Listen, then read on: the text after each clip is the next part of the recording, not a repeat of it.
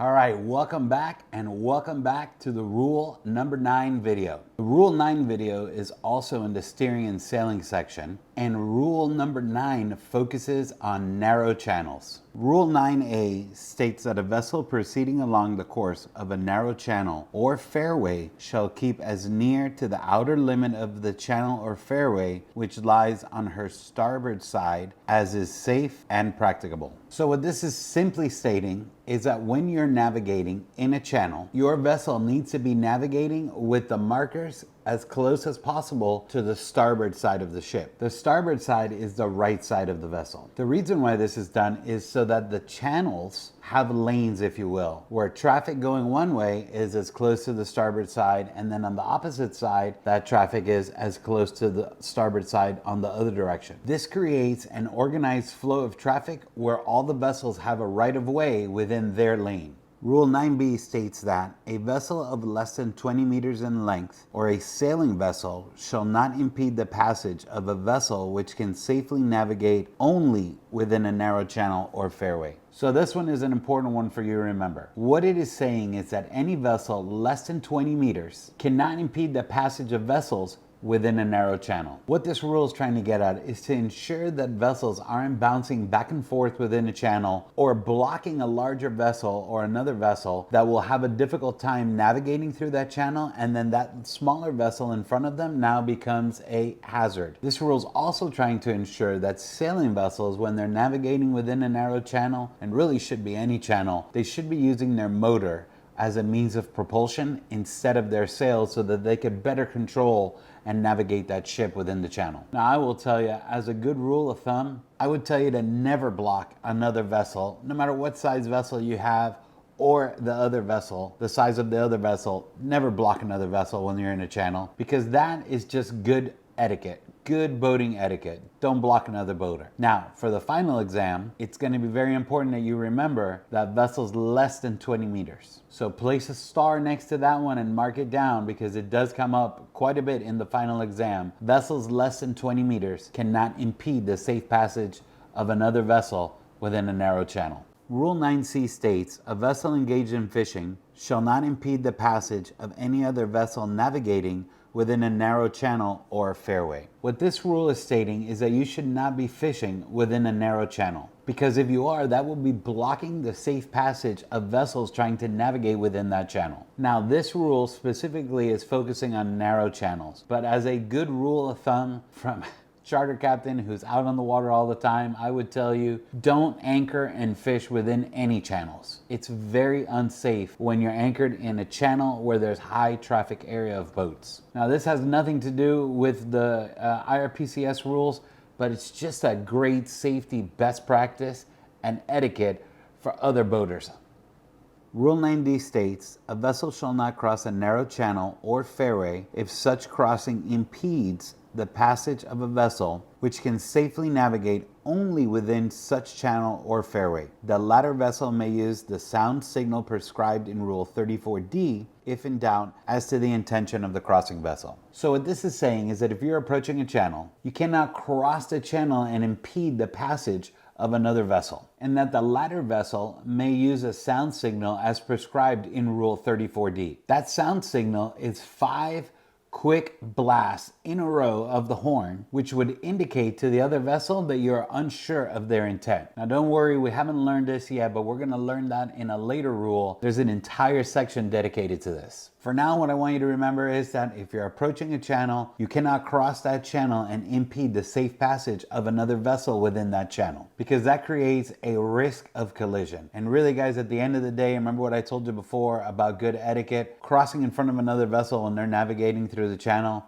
that's not good etiquette. Practice good etiquette, good boating safety. Don't cross in front of other vessels. Rule 9E, Item 1 states that in a narrow channel or fairway, when overtaking can take place only if the vessel to be overtaken has to take action to permit safe passing. The vessel intended to overtake shall indicate her intention by sounding the appropriate sound signal prescribed in Rule 34C, Item 1. The vessel to be overtaken shall, if in agreement, sound the appropriate sound signal prescribed in Rule 34C, Item 2, and take steps to permit safe passing. If in doubt, she may sound the signals prescribed in Rule 34D.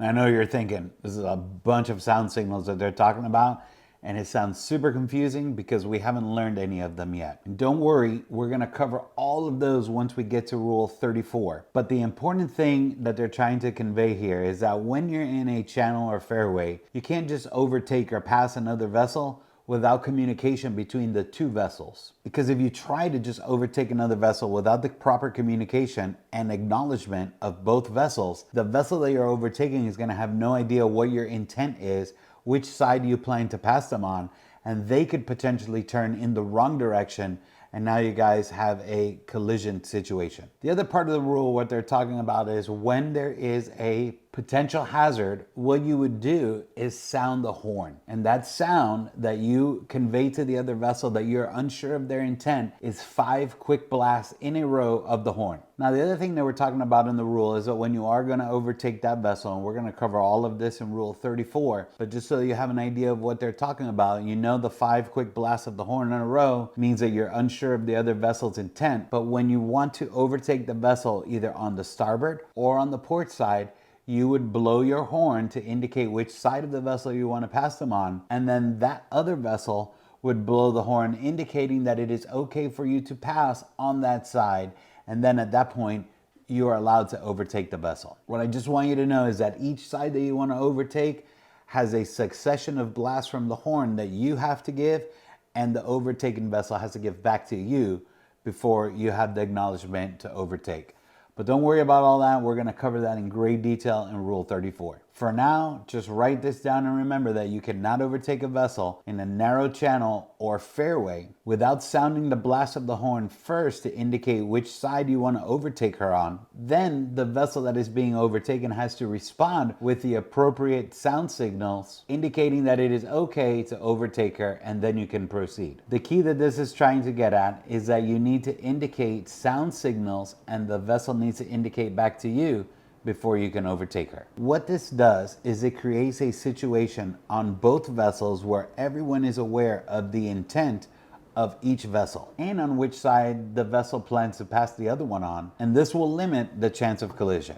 Rule 9E, Part 2, states that this rule does not relieve the overtaking vessel of her obligation under Rule 13. Now, I know what you're thinking. We haven't learned Rule 13 yet, and we haven't. We're going to cover that in a couple of videos. But essentially what this is trying to say is that Rule 13 states that when you are the overtaking vessel, you are the giveaway vessel. Very important. You're overtaking, you are the giveaway vessel. And you're going to remain the giveaway vessel until you're passing clear of the other vessel. Rule 9F states that a vessel nearing a bend or an area of a channel or fairway where other vessels may be obscured by intervening obstruction shall navigate with particular alertness and caution, and shall sound the appropriate signal prescribed in Rule 34E. So what this is simply stating is that when you're navigating in a narrow channel or a fairway and you cannot see the other side of the channel due to obstruction, or because there may be a large bend in the channel, you are to navigate with high alert and extra caution. The reason for this is because another vessel could be approaching on the blind side that you cannot see. That would be the side with the obstruction or the large bend. Now, there's also a sound signal that you must sound in this situation that you're going to learn in Rule 34. That sound signal would be one prolonged blast of the horn as you're approaching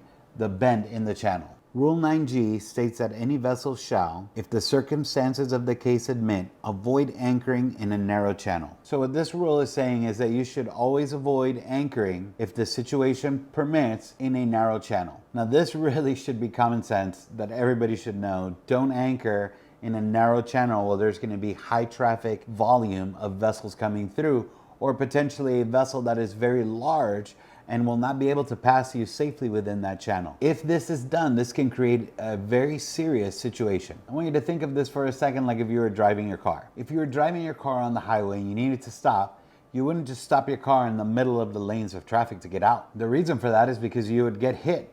So think about that. The same principle applies when navigating.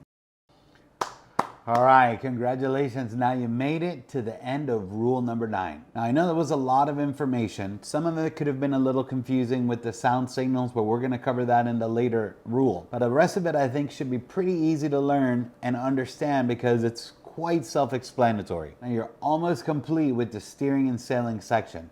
You only have one more rule to go. So study hard, your notes from video 9, get your notepad ready, and I'll be waiting for you in the next video.